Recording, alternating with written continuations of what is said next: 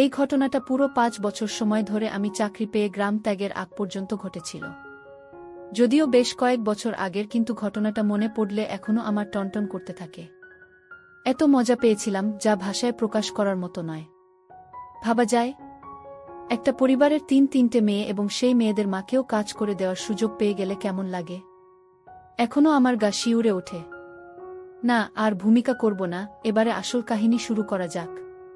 কামরুল হাজদার, যাকে আমি হাজদার নানা বলে ডাকতাম, আমাদের বাড়ির কাছেই জমি কিনে সেখানে বাড়ি করে বসবাস শুরু করলেন আর আমাদের পড়শি হয়ে উঠলেন। হাজদার সাহেবকে নানা ডাকার পিছনে অবশ্য একটা কারণ ছিল। উনার বউ প্রথম দিন আমাদের বাড়িতে এসেই আমার মাকে দেখেই তার মায়ের মতো মনে করে উনিও মা ডাকা শুরু করলেন। সেই থেকে হাজদার গিন্নিকে নানি আর হাজদার সাহেবকে আমার নানা ডাকা শুরু। এছাড়া উনাদের সাথে আমাদের আর কোনো সম্পর্ক ছিল না। হাজদার নানার ৩ মেয়ে, আভা, শোভা আর নীরা। স্বাভাবিকভাবেই ওরা আমাকে মামা ডাকত। তবে হায়দার গিন্নি কখনো আমার নাম ধরে ডাকত না, সে আমাকেও নানা ডাকত। আকৃতি আর চেহারাগত দিক দিয়ে হাজদার নানার ৩ মেয়ে সম্পূর্ণ আলাদা। বড় মেয়ে আভা ৫ ফুট ২ ইঞ্চি লম্বা। মুখটা একটু লম্বাটে, কিন্তু তাতেই ওকে আরও বেশি সুন্দর লাগত। মেঝো মেয়ে শোভা একবার কেউ দেখলে দ্বিতীয়বার ফিরে তাকাত না, ওর স্বাস্থ্যগত কারণে। তবে মুখের গড়নটা খুব সুন্দর। আর সবচেয়ে ছোট নীরা ওর বড় ২ বোনের সংমিশ্রণে মাঝামাঝি, দেখতে সুন্দর, মাঝারি গড়ন। আমাদের পাড়ায় যখন আসে তখন আভা ক্লাস 9, শোভা ক্লাস 6 আর নীরা ক্লাস 3-তে পড়ে। ছাত্রী হিসাবে কোনটাই তেমন সুবিধার ছিল না। তবে সবচেয়ে মাথা মোটা ছিল শোভা। ওর স্বাস্থ্যগত কারণে ওকেই সবার বড় বলে মনে হতো। ২ বছর গেল। আভা এসএসসি 2nd ডিভিশনে পাশ করে কলেজে ভর্তি হল। কিন্তু ফার্স্ট ইয়ার ফাইনালে রেজাল্ট খুব খারাপ করল। আর বাবা মা ভাবলেন আভা বোধ হয় এইচএসসি পাশ করতে পারবে না। আমি তখন ধুমসে টিউশনি করি আর আমার ছাত্ররা বেশ ভালো রেজাল্ট করায় আমার সুনাম চারদিকে ছড়িয়ে পড়েছিল। আভার মা অর্থাৎ নানি আমাকে বলার সাহস না পেয়ে, যেহেতু খাটুনি বেশি হয় বলে আমি খারাপ রেজাল্ট করা ছাত্রছাত্রী পড়াতাম না, আমার মাকে ধরল আমাকে রাজি করাতে যাতে আমি আভাকে পড়াই। মায়ের আদেশ বলে কথা, তাছাড়া আভাকে আমারও বেশ ভালো লাগত, যদিও আভার প্রতি আমার কোনোই খারাপ নজর ছিল না। তার একমাত্র কারণ ছিল ওরা আমাকে মামা ডাকত, তাই আমি এই সম্পর্কটাকে বজায় রাখার চেষ্টা করতাম। যদিও ওরা প্রায়ই আমার সাথে ঠাট্টাইয়ার্কি করত, কিন্তু আমি সেসব আমলে নিতাম না। আমি আভাকে পড়ানো শুরু করলাম। যেহেতু আভা সেরকম ভালো ছাত্রী ছিল না, তাই ওকে আমার অতিরিক্ত সময় দিতে হতো। আমি আভাকে পড়াতাম বিকেলবেলা। সে সময় ওকে ছাড়া আর কাউকে দেখা যেত না। নানি দুপুরে খাওয়ার পর নাক ডাকিয়ে ঘুমাতো আর হাজদার নানা স্কুল থেকে ফিরতে ফিরতে সন্ধ্যা হয়ে যেত, কারণ তার স্কুলটা ছিল বেশ দূরে। শোভা আর নীরা সময় কাটাতো খেলার মাঠে খেলে বা খেলা দেখে। তাছাড়া নানি তার মেয়েদের পড়াশোনার ব্যাপারে খুব সতর্ক ছিল, তাই আভাকে পড়ানোর সময় কেউ যেন আমাকে ডিস্টার্ব না করে সেদিকে খুব খেয়াল রাখত। পড়ার টেবিলে একটামাত্র চেয়ার ছিল, তাই আমি চেয়ারে বসতাম আর আভা বসত বিছানার উপরে। বিছানাটা ছিল পড়ার টেবিলের লাগোয়া এবং চেয়ার থেকে বেশ উঁচুতে। আভা যখন বিছানায় বসত তখন ওর পা মাটি ছুঁতো না, ঝুলে থাকত। ফলে আভাকে প্রায় 1 পা উপরে তুলে বসতে হতো। যখন আভা ওর 1 পা উপরে তুলে বসত তখন ওর হাঁটুর সাথে কামিজটাও উপরে উঠে যেত। আমি ইচ্ছে করে না তাকালেও কিছুতেই আমার চোখকে সরিয়ে রাখতে পারতাম না। এভাবেই আমি আভাকে পড়াতে লাগলাম। যদিও ওর প্রতি আমার বিশেষ কোনো খারাপ মনোভাব ছিল না, কিন্তু দিনের পর দিন আভাকে পড়াতে পড়াতে ওর সাথে আমার সম্পর্ক ক্রমান্বয়ে মামাভাগ্নি থেকে সরে আসতে লাগল, আর একটু একটু করে আভার প্রতি আমার মোহ জাগতে লাগল। ওকে পড়াতে বসলেই আমি অপেক্ষা করতাম কখন আভা পা তুলে বসবে। সেদিনও ওকে পড়াতে বসে আমি অপেক্ষা করছিলাম কখন ও পা তুলে বসবে। বেশিরভাগ সময় লেখার সময় আভা পা তুলে বসত। সেজন্যে আমি ওকে কয়েকটা অঙ্ক করতে বললাম। আমার চোখ দেখার জন্য অপেক্ষা করতে লাগল। আভা অভ্যাস বসে ওর পা টেনে বিছানার উপরে তুলে নিল, আর তখনই আমার একটা হার্টবিট মিস হয়ে গেল। আভা সেদিন একটা কালো রঙের পোশাক পরেছিল। আমি চোখের পলক ফেলতে ভুলে গেলাম, একভাবে সে দিকে তাকিয়ে রইলাম। আমার শক্ত হয়ে পাগলা কুত্তার মতো লাফাতে লাগল। আমি ঠিক বলতে পারবো না আভা আমাকে তাকিয়ে থাকতে দেখল কিনা, তবে ও একসময় লেখা থামিয়ে কলমের গোড়া দিয়ে চুলকালো। আমার মাথা ঠিকমতো কাজ করছিল না, আমি বুঝতে পারছিলাম না ঠিক আমার কি করা উচিত। আমার কেবলই মনে হচ্ছিল এই সুযোগ হাতছাড়া করা উচিত নয়। কিন্তু পরক্ষণেই মনে হলো যদি এটা আভার ইচ্ছাকৃত হয় তবে তো ভালোই, কিন্তু যদি তা না হয় তাহলে তো সর্বনাশ। আভা ওর বাবা মাকে বলে দিলে আমার টিউশনির 12টা বেজে যাবে, আমি কাউকে মুখ দেখাতে পারবো না। আমাকে অবাক করে দিয়ে আভা আরেকটু নড়েচড়ে বসল, এ সময় ও পাটা সরিয়ে একটু দূরে নিয়ে গেল। ফলে পরিষ্কার দেখা যাচ্ছিল। এবারে আমি আভার মুখের দিকে তাকালাম। কিভাবে যেন আভা সেটা টের পেয়ে গেল, আর আমার চোখের দিকে একভাবে তাকিয়ে রইল, ওর মুখে মিষ্টি মৃদু হাসি আর চোখে স্পষ্ট আমন্ত্রণ। আমি আর নিজেকে সামলাতে পারলাম না। আভা সেটাও টের পেল এবং ওর মুখের হাসিটা আরেকটু চওড়া হল। পরিশ্রমের ঘাম মাটিতে মিশিয়ে আভা উঠে বসল, লজ্জামাখা হাসি দিয়ে আমার চোখের দিকে তাকিয়ে বলল, কেমন লাগলো? আমি বোকার মতো হাসলাম। আভা বলল, আপনি একটা গাধা, কবে থেকে ইশারা করছি বোঝেনি না, শেষ পর্যন্ত আমাকেই সব করতে হলো। আমি ধোক গিলে বললাম, না মানে, আমি ওভাবে কখনো তোমাকে দেখিনি কিনা, তুমি আমাকে মামা ডাকো। আভা চোখ মটকে বলল, আরে আমার মামা রে, তুমি আমার কোনো জন্মের মামা ছিলে, এখানে আমরা আসার পরে ডেকেছি তাই, প্রথমে এসে ভাই ডাকলেই ভাই হতে। তাছাড়া মামা ডাকায় ভালোই হলো, কেউ আমাদের সন্দেহ করবে না, তাই না? এবারে আমি ওকে একটা শক্ত প্রশ্ন করলাম, আমার আগে কার সাথে তোমার সম্পর্ক ছিল? আভা থমকে গেল, তুমি কি করে বুঝলে? আমি বললাম, যেভাবেই হোক, বুঝেছি। আভা রহস্যময় হাসি হেসে বলল, বুঝেছি, লাইন ক্লিয়ার পেয়েছ, তাই না? তবে প্রথম দিন রিপনকে বেশ বেগ পেতে হয়েছিল।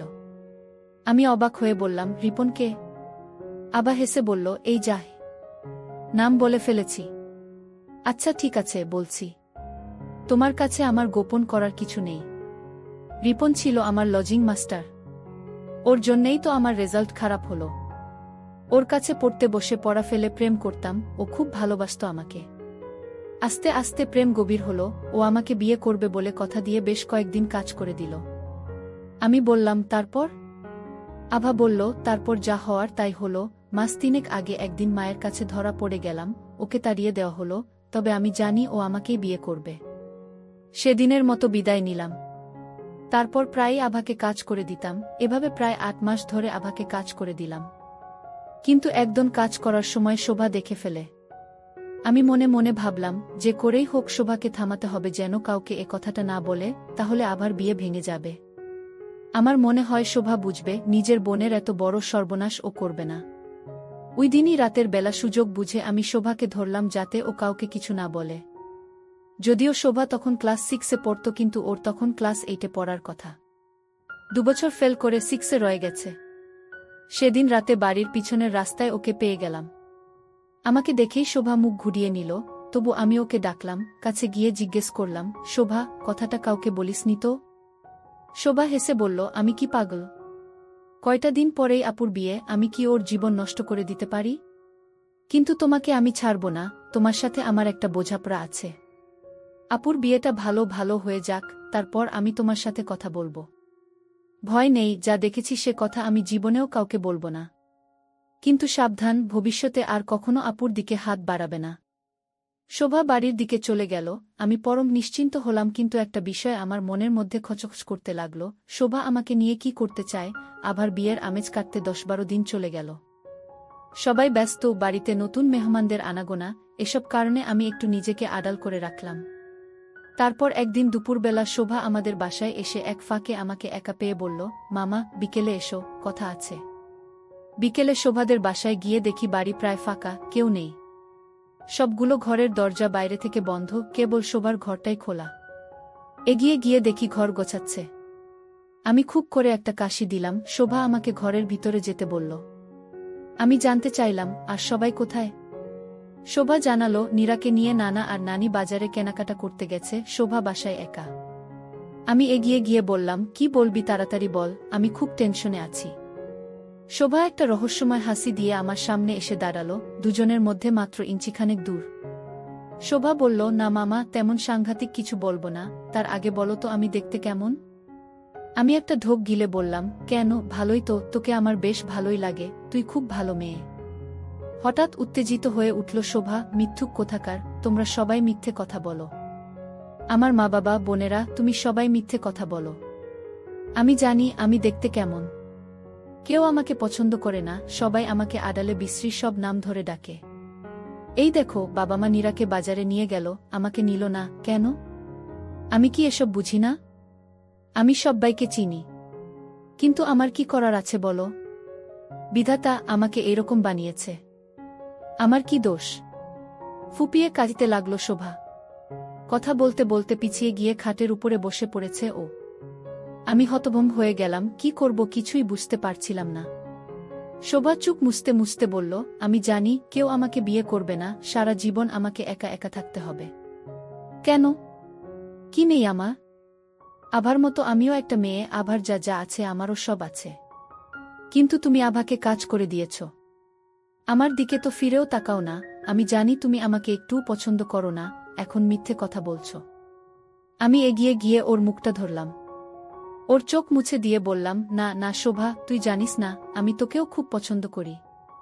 ফোপাতে ফোপাতে শোভা বলল, ঠিক আছে, যদি তুমি আমাকে পছন্দই করো তাহলে এখন একটু কাজ করে দাও। তাহলেই বুঝব সত্যি তুমি আমাকে পছন্দ করো। আমি খুব বিব্রত বোধ করছিলাম, কি বলবো কিছুই বুঝে উঠতে পারছিলাম না। শোভা ওর মোটা মোটা দুই হাতে আমার দুই হাত শক্ত করে ধরল, মনে হচ্ছিল আমার হাত দুটি পিষে ফেলবে। দাও না মামা, সেদিন আভাকে যেভাবে কাজ করে দিয়েছিলে সেভাবে আমাকেও একটু কাজ করে দাও। আমার দুনিয়া বদলে গেল। আমার মনে হলো আমার সামনে বসা শোভা শুধুই একটা মেয়ে, একটা কাজ করে দেওয়ার যন্ত্র। দিন গড়ালো, এরই মধ্যে ঘটনা দুর্ঘটনাও ঘটে গেল। শোভার সাথে আমার সম্পর্ক বেশ শিথিল হয়ে এসেছিল, তাছাড়া নানান পারিপার্শ্বিক চাপে মেয়েটা হতাশ হয়ে পড়েছিল। ফলে হঠাৎ করেই ও নিজেকে শেষ করে বসল। তারপর চলে গেল বেশ কিছুদিন। ইতিমধ্যে ওই বাড়ির ছোট মেয়ে নীরার সাথে আমার গোপন একটা সম্পর্ক গড়ে উঠেছিল। তখন নীরার বয়স অনেক কম ছিল, কাজ করে দেওয়ার যোগ্য হয়ে ওঠেনি। শুধু উপর দিয়ে কাজ চলত। এরই মধ্যে ঘটে গেল অন্য এক ঘটনা। নীরার সাথে আমার আরও ঘটনা আছে, সেটা পরে বলবো, তার আগে বিশেষ ঘটনাটা বলি। একদিন নানি আমাদের বাসায় এসে আমার আম্মাকে অনুরোধ করল যে আমাকে উনাদের বাসায় কয়েকটা রাত কাটানোর অনুমতি দিতে হবে। কারণটা অতি সাধারণ, শিক্ষকদের একটা 5 দিনের ওয়ার্কশপ হবে ঢাকায়, নানাকে সেই ওয়ার্কশপে অংশ নিতে ঢাকা যেতে হবে। সেখান থেকে নানা যাবেন আবার শ্বশুরবাড়ি। আভা তখন 8 মাসের, তাই ওকে নিয়ে আসবেন। আভা অবশ্য বলেছিল বাচ্চাটা নাকি আমার।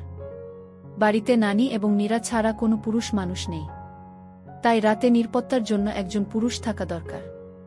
তাছাড়া নানির খুব ভূতের ভয় আছে, রাতে একা থাকতে খুব ভয় পায়। সেজন্যে আমি যদি ওই কয়টা রাত নানির বাসায় কাটাই তাহলে খুব সুবিধা হয়। আমার আম্মা নানির অসহায়ত্বের কথা ভেবে রাজি হয়ে গেলেন। সেদিন বিকেল থেকেই আকাশে মেঘের আনাগোনা শুরু হয়ে গেল এবং সন্ধ্যার অনেক আগেই চারিদিক অন্ধকার হয়ে গেল। সন্ধ্যার পরপরই টিপটিপ বৃষ্টি শুরু হল। আম্মা বললেন, বৃষ্টি বাড়তে পারে, তুমি এখনই চলে যাও। আমি আভাদের বাড়ি গিয়ে দেখলাম সবগুলো দরজা জানালা বন্ধ। আমি দরজার কড়া নেড়ে নানিকে দরজা খুলতে বললাম। নানিকে খুব ফ্রেশ দেখাচ্ছিল, মনে হয় সন্ধ্যার পর গোসল করেছে। শুনেছি নানির খুব ছোটবেলায় বিয়ে হয়েছিল, তখন তার বয়স মাত্র 15, আর 16তে আভার জন্ম। সে হিসেবে নানির বয়স তখন 34-35-এর বেশি নয়। 3 মেয়ের মা হওয়া সত্ত্বেও যে কোনো পুরুষের মনে আগুন জ্বালানোর মতো সম্পদ তার ছিল। নানিকে লাল পাড়ওয়ালা সবুজ শাড়িতে সুন্দর লাগছিল। সেই সাথে নানির ঘন কালো কোকড়ানো চুলে বাড়তি আকর্ষণ যোগাচ্ছিল।